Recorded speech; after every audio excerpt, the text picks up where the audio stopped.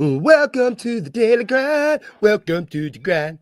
It's the grind. It's the daily grind. It's the grind. Welcome to the daily grind. I've started making up songs again. That's why they sound bad. I am your host. Did you notice? Like once I'm put in charge of my own music, and I'm not just putting the words into pre-written songs, it's awful. Awful's not the word I would use, but it's not. It's more like second shelf. It's not top shelf. Let's put it It's that not way. good. But I am your host, Luke Atmaker, and it is Tuesday, and I got my guy Rusty with me. How are you, brother? Are you good? I'm good, man. Yeah, things are heating up in Grizzlies land. We got a lot of things to talk about, so excited about that. I'm struggling a bit this morning though, because first world problems. There's nothing more annoying than you charge your headphones all night, ready for a morning talk show, and only to take them out and the right one fully charged and the left one didn't. So we've got one ear working this morning, and here we are. Man, you are a better man than me. I would have canceled the show. I would have called you and been like, "Hey, Rusty, listen, bro, left ear ain't working right, so we're calling it today. I hope you don't mind." So you're a better man than me, but you know what? We're still gonna do it. We're still gonna do it. Good morning, everybody. I see you. King Meeks is here with us, and how you doing, bro? I feel like I hadn't seen you in a while. Good to see you. Yeah, King Meeks has been out. He's been out for a little bit. Glad to see you back. Yeah. And he's TMZ reporting. Wing Guru is struggling with Ja. There's a big report out yesterday. Ja Morant is not a fan of Wing Guru anymore. So RIP to that establishment. I mean, good wings, but super expensive. Even though they won't pay Ja Morant, but we'll leave that alone because we had a great game last night to talk about. Yes, we do got a great game to talk about. For those of you unaware, the Memphis Grizzlies did beat the Dallas Mavericks 119-104. And let me tell you, man, I talked about this in the post-game bounce. This game started, and that first quarter left a lot to be desired, to put it nicely. 6 turnovers in that first quarter. I was bashing my head against the wall. It just looked like more of the same. And I was like, are you kidding me? Mm-hmm. Like after this road trip, this is not what I wanted to see. And thank the basketball gods won. You know what? You know who we won this because of Jaren Jackson Jr. That's exactly right, man. That's second quarter happened. This cat put this team on his back. And what do you want to say about Tripp other than he's the best? I mean, you know my feelings about Jaren. He's my favorite basketball player. Just watching him, you can say what you want. Again, I won't argue that Ja Morant in a vacuum is our best player, but on the court, Jaren Jackson Jr. has been our best player. Before the end of last year, before 12/31/2024, he had exactly one career game with 35 plus points, 10 plus rebounds. He's had 2 this calendar year. I mean, the guy is playing at another level. He had 38 or 35 and 13 last night. Of his shots last night, 11 of his 13 made baskets were unassisted, meaning that they cannot guard him. There's not a single soul. And Derek Lively is a great defending big. He's very athletic, moves well. And Jaren was teaching him how to count by 2s in the paint, man. There was nothing Lively could do for him last night in space. At three-point line, there was nothing. Jaren continues to play at an all-NBA, all-star minimum, but all-NBA type level when we need him the most. I completely agree. And honestly, at this point, though, if he continues playing this way, I'm going to be concerned should he not make an all-NBA team, at least a third team, because he's playing that well.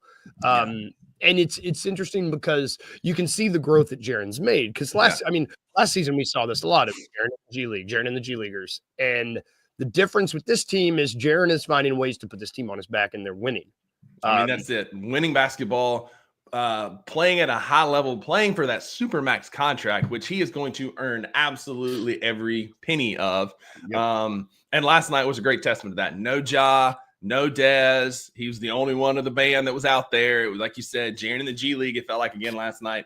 And my man had 35 points in 34 minutes, the definition of efficiency. I mean, just absolutely took over when we needed him. The 2 other people we could really give hype to would be shout out to the Rook, Jalen Wells, with his first career double-double, finishing with 17 points and 11 boards. Shout out to the Rook getting that first double-double. Just another guy who plays winning basketball, more starts than any other rookie this year, more points than any other rookie this year, and continues to be a vital part of this team.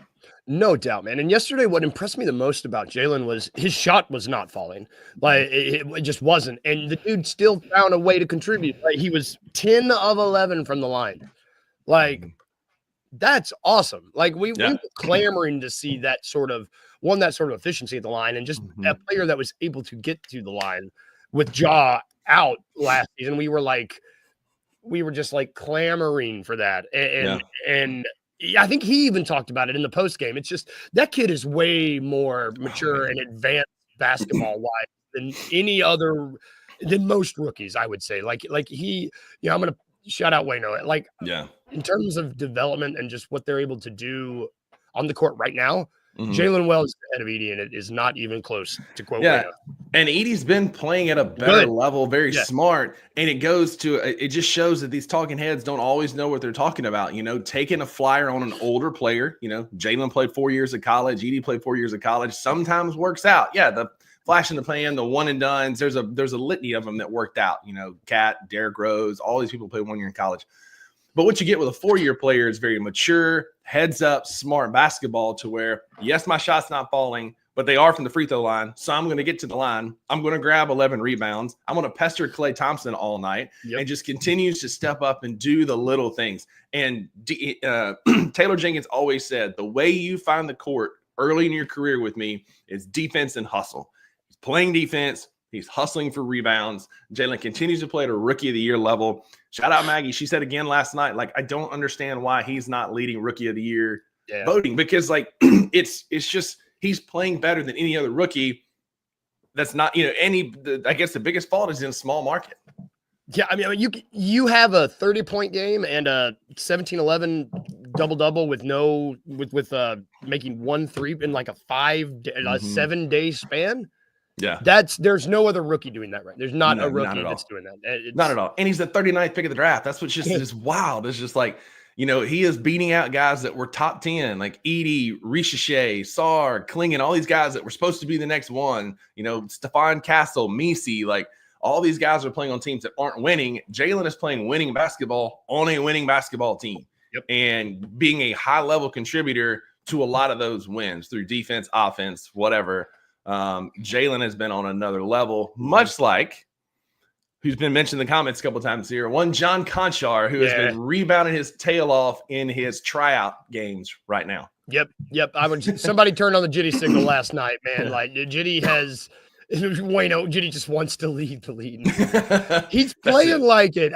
It feels like you start this cat. It seems like he's going to get at least double-digit rebounds. And it's been like that for 2 years now. I remember when he was starting 2 years ago, it was like, hey, may not be good. I mean, at the end of the day, he's going to get you double-digit rebounds. And you know how many teams could take a guard that can get you double-digit rebounds? He's Mr. Versatility. He started 2 games over the weekend at power forward, only start last night as shooting guard. So, Mr. Versatility, right? He's playing 4, he's playing 2. But yeah, man, Jitty is playing out of his head in this tryout. DG's talking about why hadn't Nike put out the jits yet. Is that what they're called? The jits? That's what they need to be called. The jits. But I don't know if it was Parker or Drew or one of them was talking Twitter last night about they were talking about now that he's a Nike athlete, is he still wearing his Crocs? Because Conchar was known for wearing his Crocs around the locker room, and they said hey, you can go out and get 10 rebounds in the Crocs, and he was like, well, I hadn't worn my Crocs in a while, wearing my Nikes, but I guess if I put them in sport mode, I probably could. Yeah. Man, that's so good. Drew Hill. Shout out Drew Hill. That's Drew Hill. Drew Hill. Man, it's I saw it. Where did it go? As much as I love Jitty, it does seem like we are destined for he may not be long for a Grizzlies jersey. I really don't think so. There's so much smoke. Too many teams are asking about him. We're overpaying him. Again, love the rebound, love the effort. He's not an $18 million guy, but if teams want that, a contender's going to want that. A contender's going to want that rebounding ability and that ability from a guard to get in the paint and mix it up and be the guy that gets those rebounds. And if you're a Western Conference team that's going to play the Lakers in the playoffs, he is AD's kryptonite. He will get you a highlight film level block on AD at some point. In the series, Wayno's talking about Croc high tops. I bet he's got a pair of Croots, the Croc boots, the Croots, the Croots and the Jits, man. I'd have me a pair. Absolutely. couple more guys I want to talk about last night that I feel like may not get enough talk. Scottie Pippen Jr. has been getting a lot of just like, I don't want to say hate, but it seems like people are a lot up and down on him, specifically his playing time. If you can get me 6 steals, I don't really care. Especially, we know his minutes are going to get smaller and smaller and smaller once the playoffs get here. But like, we had 13 steals last night, and he had 6 of them. Like that sort of active defense, I'm here for it. When we've got guys out, that effort I really, really appreciate, and I just want to shout that out. The best thing about Scottie Pippen Jr. last night is he had 4 assists and he had 1 turnover. Yep. Like, he had been a turnover machine recently, and just like, I love Pip. I do. I'm glad he's our backup point guard. I wanted to wait, but claim right. Was calling for a later signing, whatever. Yeah, Tyus has not been great in Phoenix. A guy that we flirted with this offseason who used to play for us.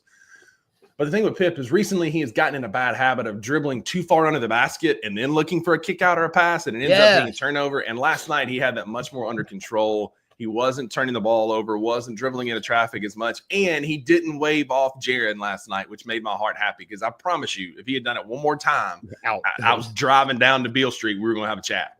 Completely. Oh my God. It's like, bro, stop. Do you see you've got a unicorn here. Like, he is getting buckets. Why are you waving him off? Hey, he means well. The last guy I want to talk about, because this will help us transition into the next segment here. Luke Kennard. It needs to be noted, Daniel Greer said this, he has no trade clause in his contract. If he is, we're gonna see. I've seen him in a lot of packages sending him out, and that, gotta remember that. If he keeps playing this Luke Kennard that we've seen, where he comes off the bench, gets double-digit points, makes at least, the days of him taking 5 threes, I guess I need to stop clamoring for those, because I'm worried they're just not going to happen in the frequency I want them. But if Luke Kennard is going to keep himself here, and he's going to continue to play like this, I'm okay with it, especially should we bring someone in that might diminish a little bit of our spacing. If he's going to keep himself in Memphis, and if he's going to keep playing like this in the minutes he gets, I'm okay with him being here. Yeah, agreed. He's been more aggressive, more assertive. Yes. We've seen a lot more dribbling Luke recently. He has been dribbling into the lane a little bit more, putting guys on skates with some behind the back dribbles. Like, he's been much more assertive with the basketball, which is what I'm a fan of. Yeah, I'd love for him to take 7 to 8 threes a night and be a high volume shooter like he used to be. But he's at the point of his career, he's just not going to do that. 4 to 6 is kind of his ceiling. That's typically where he's going to land. Going 3 of 5 last night from the field, 5 of 9 from the field is good for him. And he's showing that he can be a serviceable backup point guard. And so, I think that the writing's on the wall on an expiring deal. Yeah, he's got that no trade clause, but like DG says here, they got to know what teams he'd be interested in going to. I have a feeling the Miami Heat would be one of those teams, because it's a good culture. It's a winning culture. They're still trying to win while moving one of their superstar piece. But yeah, Luke's play over the last couple of weeks has been much better, in my opinion, from an efficiency standpoint, an aggressiveness standpoint. Even after a ton of coaching decision, DNPs, and some injuries and stuff, for him to still go out there and be aggressive like that, props to Luke Kennard for sure. Yep. So let's enough about the game. Grizzlies won. They played the Rockets in Thursday. Much needed little respite. Excited to come back on Thursday. Enough about the game. Let's talk about Jimmy Butler. We talked about him briefly yesterday. Would Jamaica like trade? Jimmy Butler. So it has been a tumultuous 7 days. If you are a Jimmy Butler fan, if you are a Miami Heat fan, if you are, even as a Grizzly, God, we're conditioned where we get like a cat when you get a spray bottle. You get a little bit of spray of some trade rumors, and we're like, ha, ha. It's great. Jimmy Butler, the odds, once Jimmy Butler said, I have no joy, I don't know if I can find my joy, and then they suspended him and all that stuff happened, Memphis went up in the odds, and we became the prohibitive favorite to land Jimmy Butler.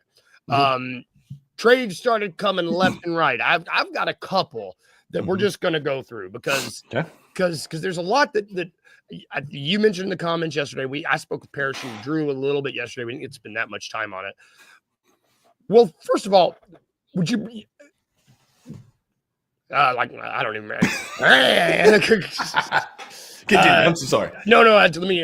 Is there a spray bottle around here? I'm looking at my crew. Like there's a crew here. The crew is the cat that's in the room. First of all, I think both of us agree there's a lot of smoke. Maybe not in this Jimmy deal specifically, but there's a lot of smoke about trades in the Memphis Grizzlies. The Athletic reported that they are in the market for a big wing. Mark Stein, I believe, reported that they have been holding Marcus Smart specifically, maybe with the idea that they can get Cam Johnson from Brooklyn. There's a lot of smoke here. I want to talk about Jimmy Butler specifically today. Sure.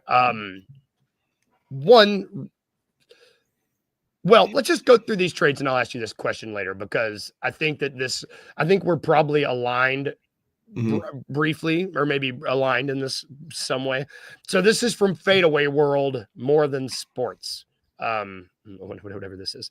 I don't know half these. I don't know. Sounds like some kind of rave. Yes, it does. Woo! So this is a 3-team trade between the Miami Heat, the Memphis Grizzlies, and the New Orleans Pelicans. I think, okay. In this trade, the Miami Heat would receive Brandon Ingram and Marcus Smart.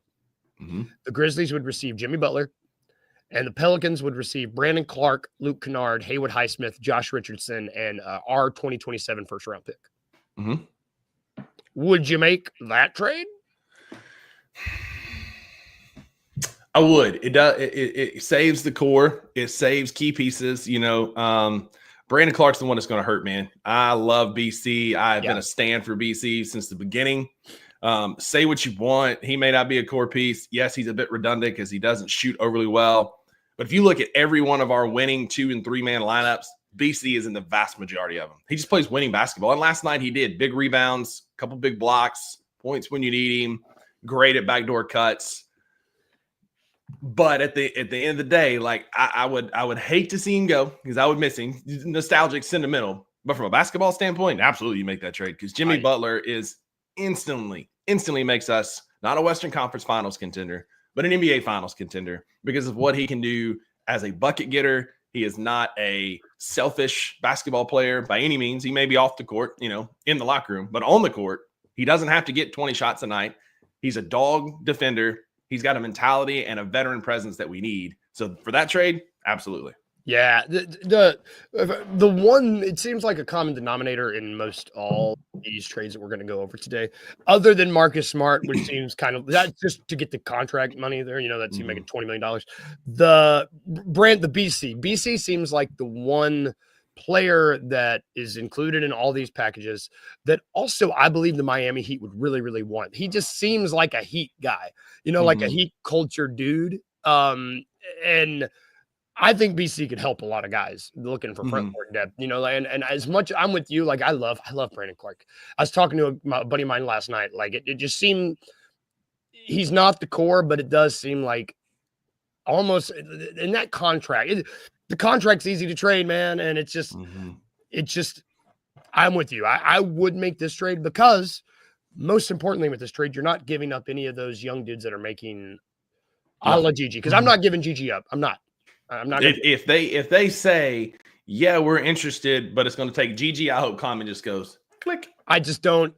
I think he does. There's risk no way. in the reward is not. That's not there for me with that one. Nope. All right, so let me get you one more. This is from Fansided. This one is more like a straight up. We also need to remember how many of these would actually happen. I think a 3-team trade is probably going to be our most very likely. That's very likely. Fanside, or is this Fansided? I don't know. They have Grizzlies getting Jimmy Butler and the Heat getting Marcus Smart, Brandon Clark, Luke Kennard, unprotected first and an unprotected second.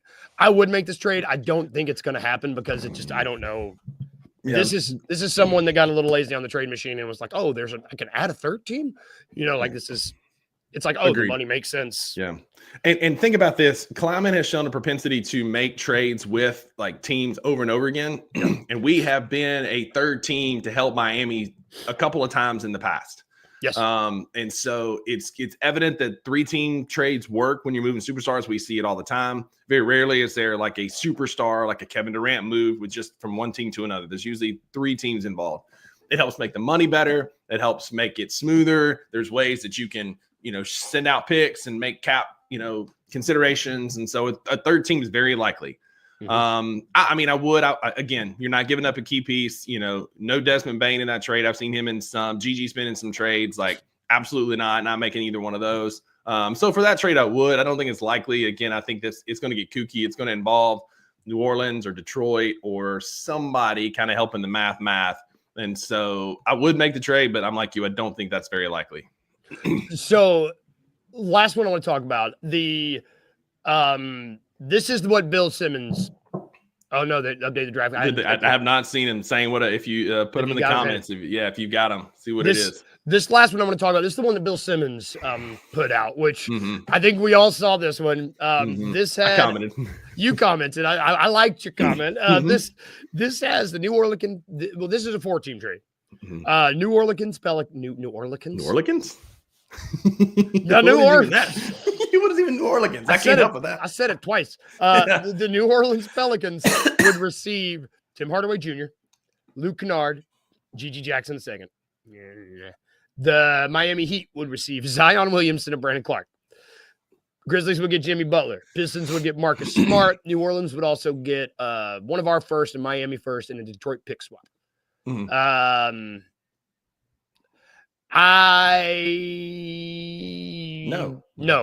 Gigi, you said Gigi in the first one, and that's what I said in the comment. I said Gigi ain't going nowhere, man. Like, y'all get cute. I'm sorry, Bill Simmons. I know you're a big fan of the show. Sorry that you wasted that mental energy and thought on that because it's clearly you put a lot of work into it, but you got to stop when you put Gigi in it because it ain't happening. Like, Gigi has got, I know Wayno is all he's right. Potential is a very scary word. But the sky's the limit with Gigi. And, like, the potential is there for him to be something truly special. He's put on some weight this offseason. He's finally getting healthy. I feel like his ability to shoot and create shots was made for this offense. And so Gigi is not going anywhere, man. Like, have fun putting him in those trade machines, but Gigi ain't going anywhere. And he may be he may be a piece that somebody wants, but it doesn't matter because he's not moving. No. BC here says the Grizzlies and the Suns had the most money bet with the Jimmy trade. The Suns are, they announced their starter change. They're like, I don't know. The Bradley Beal is more of a, we're talking about Luke Kennard's no trade clause. You think Bradley Beal is going to waive a no trade clause when he's making like $50 million? No. I don't know. I do think Jimmy's getting moved. I don't know where. I think both of us, based on the trades we went over, I think we are aligned. We both would make that trade if it was the group of guys that we mentioned in the beginning. Agreed. And, like, God bless Maggie. Like, I shout her out a lot on the show. I get that. But, like, I've definitely, like, leveled up. She lets me talk through this stuff. We're just laying around. We're talking about NBA trades. So shout out to Maggie for that. But we were talking about it last night. And, like, I started it like I was like 65-35 not doing it. And I'm progressing more towards like 50-50 simply because, like, from a basketball standpoint, it makes sense. Particularly if you can get trades like we talked about here without the Bill Simmons one, GG. But it just makes sense. We are very much in need of a veteran bucket getter, playoff experience, presence. This team needs toughness. That's something that we lack in close games. It's something we lack. It's not character, but it's definitely like we just lack that grit in late games. Jaren had an awful game against Sacramento and we got beat. And so, like, we don't have a guy that's being that guy in the fourth quarter. We're going to lose. And Jimmy can be that guy. And so I don't know about the culture fit. I still personally would rather have Cam Johnson long-term. But I would make the trades that we talked about today, sans the GG trade.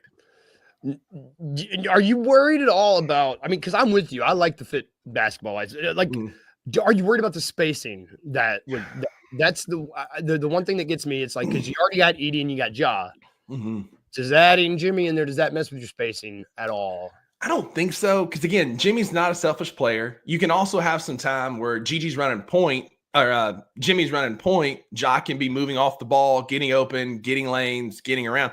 Jimmy can be that guy that kind of facilitates an offense. And so, I understand his game's kind of in the paint, but I think with the way this offense moves, it kind of moves everybody in and out of the paint. And so I'm not super worried about that. My bigger concerns would be more from like a locker room culture fit. Like, what if he shows up and 2 weeks in, he doesn't like it? He just, he taps out and doesn't play anymore. Like, that's more my concern than anything on the court because of what I see is a very unselfish player on the court. And Wayno's right. Like, we don't have anybody with a great mid-range game, and Jimmy Butler lives in those mid-range jumpers and floaters, and like would be an instant half-court offense upgrade more than anything. And so, again, like the risk is worth the reward, in my opinion. I'm more 50-50 on it now because I think Jimmy Butler, and apparently we're now, shout out Sane for posting this, we're now the odds-on favorite again. We're at plus 180. We're down we were at plus 300 yesterday, plus 180 now. Vegas is clearly seeing something as money that moving. line keeps moving. That's it.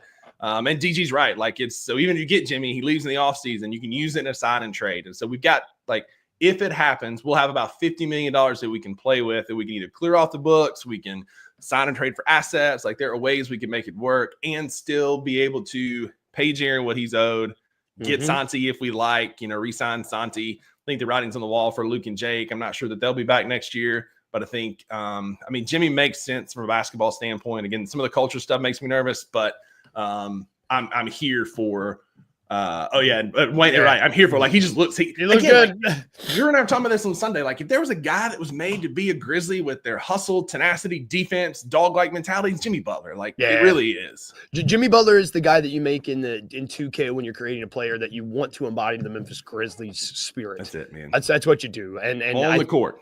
On the court. Like, you just there's baggage that comes with that.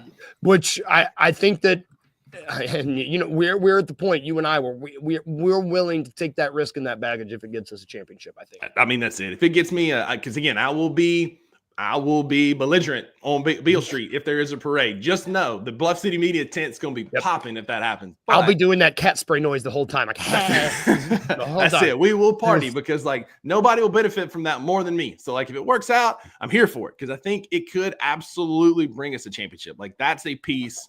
Like, if we move for DFS, like, it helps us win another couple games. But you move for Jimmy Butler, it puts you in the championship conversation. It's stratosphere altering, I would say. Yeah, so I think we're both aligned. I think we would make that parade. I don't know. I had a little question mark there, but yeah, I think we would.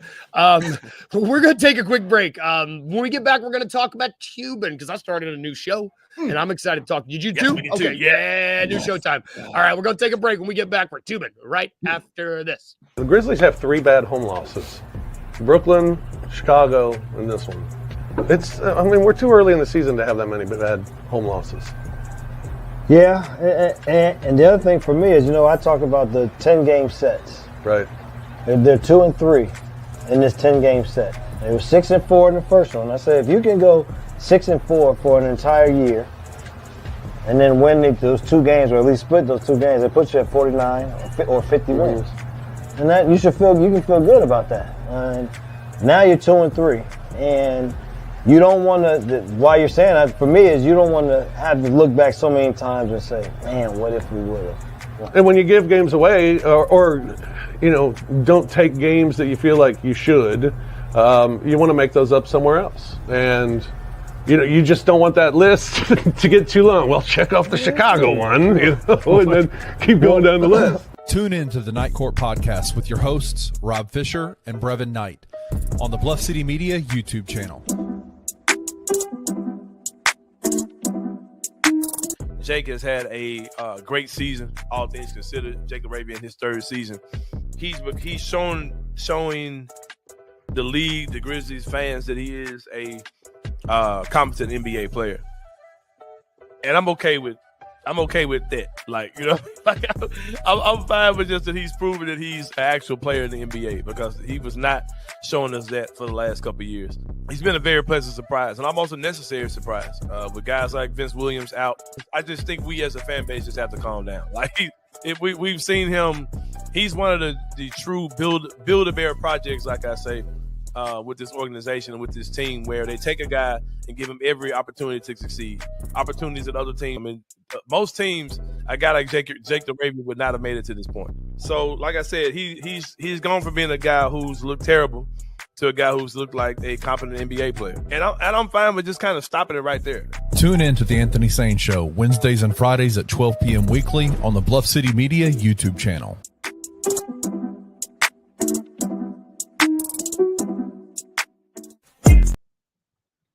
Welcome back to the daily grind. See, that song was better. I just got to warm up to it. Real quick before we get back, I just saw. I got this update during the show. Bradley Beal, he said that, quote, "I need to be addressed because I hold the cards regarding the trade." That's so funny to me. That's so funny, man. Like, I'm just grateful that we missed out on him a couple years ago when he was on the market. There were people wanting him to come to Memphis. Like, really glad we missed on that. Like, that's literally, I'm the captain now. Like, get the hell out of here, Brad. Yeah, miss me with that, man. You can't catch Bradley Beal, thank God, but you can catch a bunch of shows. We got the Anthony Sane show. That's going to broadcast every Wednesday and a Friday at noon, and every Sunday, Sane, if you're in the, it's 11:35, I think, on the news, 11:35 local. Fox 13, yes, sir. Check it out. We got the $2 Sports Show.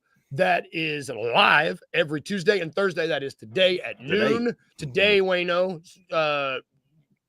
Not today, tomorrow, wherever you are, Wayno. It's in a couple of hours. Yeah, it's in a couple hours. You got it. We got the No Bluffing show, No Bluffing podcast. We got the Night Court podcast. We've got Grizz After Dark. We got the Grizz 901 live post game show. Sorry, Daniel. They went last night. They are live during the weekdays after every game. Got a whole mess of stuff, y'all. And you can check all this out at bluffcitymedia.co. Really got stuff for everybody. There's a lot of Tigers content out right now. Tigers basketball, they're back in the top 25. I'm going to try to get, once college basketball starts heating up, I'm going to try to get Francis on here a little bit, just talk that because I know he knows more than I do. I like Francis a lot. Big fan of his, man. He's awesome. Good content, Yeah. Check all this out, Francis, bluffcitymedia.co. But back to this show, The Daily Grind. This show. On Tuesdays, we tube. But for those of you that don't know what that verb is, I will save you the time. Don't get your dictionary. I know everyone has one near them. It means watch television. I think everybody has a TV. So we like to talk about what we're watching. You said you have a new show. I have a new show. New year, new show, I guess we could say. Yeah. Well, I say new show. It's an old show that I'm just watching. Old. I have watched the first episode, and I'm trying to get caught up before the new season of Severance. Ooh, it is trippy. I'm one episode in, and my brain, I'm a simple man, as evidenced by the Legos behind me and the Snoopy and the comic books. I like simple things. Sure. So when my brain gets broken, it's cool. And so it's a nice little, it was great because I watched an episode of that. Brain was broken, had a palate cleanser of a Grizzlies win. So, Severance. I would recommend Severance if you feel like getting your brain broken. Ben Stiller is directing it. And he's not even in it. He's an incredible director in one episode. And it's got the dude from Parks and Rec, Adam Scott. Dude, and he's really good in it. So I would recommend that. We saw the previews for that last night. Something that's definitely on our list. I've heard good things about it. I like Adam Scott a lot too. So so Severance, it's on my list now. So again, Maggie's responsible for all good things in this relationship. It's not even close. But she turned me on to a book series that has been it's one of the best book series I've ever read. It's by Hugh Howley, and it is Wool, Shift, and Dust. And it's this futuristic society where they live in these silos underground because something has happened to the world around them, and they don't know why. They're 200 years in the future or more, and about 200 years in the future, and trying to figure out why some of them are trying to figure out why they're in the silos. So there's a new show on Apple TV called Silo. They made it into a show. And the first episode was amazing. Good. When they first showed the inside of the silo, both of us were like, "Oh my God, it looks exactly like how I thought it would look." Like there was a couple little things that were different, like the staircase and stuff, but like the cafeteria where they grow their food, like the apartments are exactly like I imagine in my head. Rashida Jones, speaking of Parks and Rec, is in the first episode. She plays a key role in it. She's amazing. It's got a great cast. It's got Will Preston, who is Will Preston. He's the coach in Remember the Titans. He's the white coach in Remember the Titans. He's in a lot of stuff. Really good cast, really well done. Last night we both were watching the Grizzlies game. Like Maggie said, like I'm ready to watch Silo again. I was like, me too. If this game sucks, we're watching Silo, and I'm gonna put it on my iPad because like I'm just one episode and it's got me hooked because it's so much like the books, which were incredible. Man, I love dystopian sci-fi stuff too, where You it's love like it, dude. anything that's like the not the far off future, but the like distant future, where I'm like, shoot, with advances in modern sciences and my miserable income, I could live 200, like that kind of stuff. But man, that sounds awesome. Like Silo, check it out. Apple TV. Silo. It's amazing. The books are amazing. If you're a reader, start with Wool. I promise you Wool. will not be disappointed. It's a hefty read. It's a bigger book. I love it. Once you get in it, like at one point I told Maggie I was reading at a frantic pace because like the story is just so good. You can't stop. What are they called? Wool, Dust? Wool, Shift, and Dust. Those are three. badass names for books. Those are like really and they cool. make sense because like the first one is all about the wool, the second one's about Shift, and the third one's about the dust. And it's like Hugh Howley crushed it with these books, man. It's so good. We've been talking about book we're gonna have a book recommendation day soon because this is I got another one. If you like dystopian futures, The Ferryman. Awesome book. Maggie and I doing a little book club, and that was the first book she picked. Ferryman. Set the bar super high. It's in a futuristic society. There's Prospera. There's the Annex. There's the ritzy people. You don't die. You go back to the nursery and you get reset at 16 years old, and then you live out, and then you can retire. And then like the Annex are the regular people taking care of Prospera. Oh, it was so good, man. Give it to me. That sounds dope. We're nerds on this show, if you couldn't tell. That's gonna do it for our show today. Remember to read and watch your sci-fi, y'all. That's gonna do it, and make cat noises. Have a good day today. Stay warm. It's chilly out there. If anybody that works outside, make Uncle Buck. I know you're out there on the power lines. You're a lineman for the county. Just take care of yourself. Everybody that watched the show today, thank you. Wayno, Sane, DG. King Meeks, I saw someone new. Omega Fortnite, thank you for tuning in, my friend. Thank y'all. We love starting our day with you. Makes the day go by better. We will be back tomorrow. No Grizzlies game, so relax. I know the boys are going to be relaxing. And if we can leave you with anything today, remember these two things. Remember to be a little weird, just a little bit, and remember to smile. Bye, guys. Have a good day.